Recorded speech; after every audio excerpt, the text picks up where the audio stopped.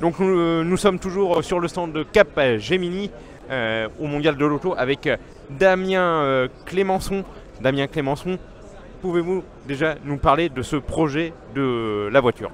Oui, donc cette voiture, donc ce prototype, il a été créé pour répondre à une demande d'un de nos clients vis-à-vis des problématiques de recharge, de temps de recharge de la batterie, des batteries véhicules électriques et du climat froid, car ce client vend beaucoup de véhicules dans les pays froids.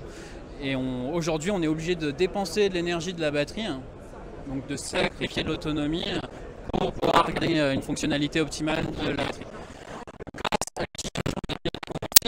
Donc ici, ce que vous pouvez voir, c'est un petit peu la batterie, donc très réduite, parce que là, ce que vous avez, c'est un véhicule qui fait quand même 250 km d'autonomie et qui peut être upgrade jusqu'à 500. Et ici, la pile à combustible. Donc cette pile à combustible, elle va avoir deux rôles. Elle va produire de l'électricité, donc produire de l'énergie tout simplement. Elle va également produire beaucoup de chaleur. Donc cette chaleur, elle peut être utilisée pour chauffer la batterie, la garder dans un niveau de performance optimale, et également chauffer l'habitacle, donc des économies d'énergie finalement au total. Donc cette pile à combustible, elle est équipée du coup d'un réservoir qui l'alimente en hydrogène sous pression. En l'occurrence, on est sur du 350 bars, d'où les 250 km d'autonomie. On pourrait passer sur des technologies à 700 bars, permettant d'augmenter l'autonomie à 450-500 km.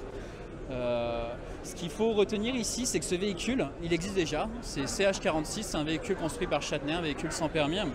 Il existe uniquement en thermique à la base. Donc Capgemini a d'ores et déjà commencé la mise en série de cette version en full électrique batterie qui sortira du coup début d'année 2023.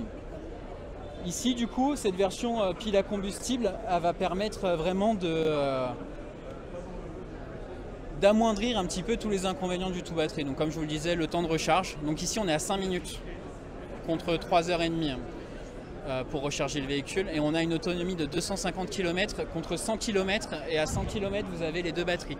Et tout ça en gardant l'emplacement du moteur thermique et le poids, la masse du moteur thermique. Donc ici, on montre que l'hydrogène, il a aussi sa place dans un petit véhicule, tout en gardant toute l'habitabilité. Donc je vous invite à regarder un petit peu à l'intérieur également. Vous allez voir que... Justement, on peut y aller à l'intérieur. Oui, bien sûr. Comme vous pouvez le constater, en fait, on n'a pas du tout touché à l'habitacle. On a quand même un espace très convenable dans l'habitacle en termes de siège. Le coffre, du coup, je vous disais, le réservoir est sous le coffre. Donc le coffre, il n'a pas été touché du tout.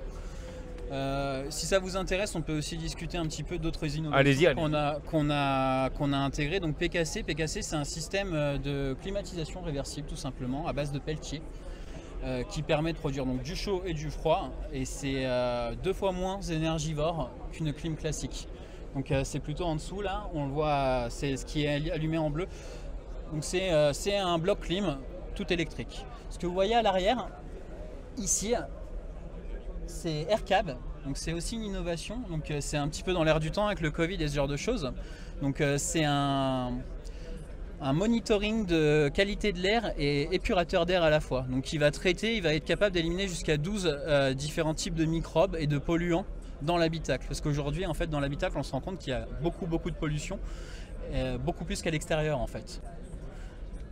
Et donc ce système permet d'éliminer via un système de filtre et d'aspiration ces impuretés, et surtout de les monitorer et de savoir quand est-ce que vous avez besoin de le lancer. Donc vous pouvez le lancer à l'avance, vous pouvez le lancer pendant le trajet, ce genre de choses. Voilà. Le volant aussi, il est sport. Oui, et les sièges aussi, en fait, Châtenay, donc le constructeur de ce véhicule, donc, qui est pour le moment que thermique, qui sera en électrique début de l'année prochaine, il est connu pour être haut de gamme dans cette catégorie. Des véhicules sans permis. Donc ouais, ça se voit effectivement, les équipements sont de bien plus haute qualité que le reste. D'ailleurs les sièges sont super confortables, je trouve. Oui. Je confirme. Voilà.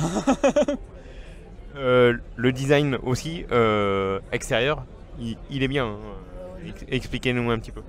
Alors le design, effectivement, du coup c'est Monsieur Châtenay, donc Châtenay Automobile qui l'a conçu. Oui, c'est du haut de gamme, donc il y a eu beaucoup de R&D et de développement en termes de design d'heures passées pour développer effectivement ce design. D'ailleurs, les matériaux utilisés sont de qualité, hein. C'est de l'ABS, directement thermoformé. C'est vraiment costaud, donc l'ABS c'est ce qui est utilisé aussi dans... Ouais, tout à fait. Tout à fait, donc c'est un matériau très résistant, durable, Non, c'est de très bonne qualité. Comme je vous le disais, on a évité justement, c'est un bel objet, c'est une belle voiture, donc on a évité de toucher au maximum à l'habitabilité. Félicitations. Merci beaucoup. Je te remercie, je vous remercie.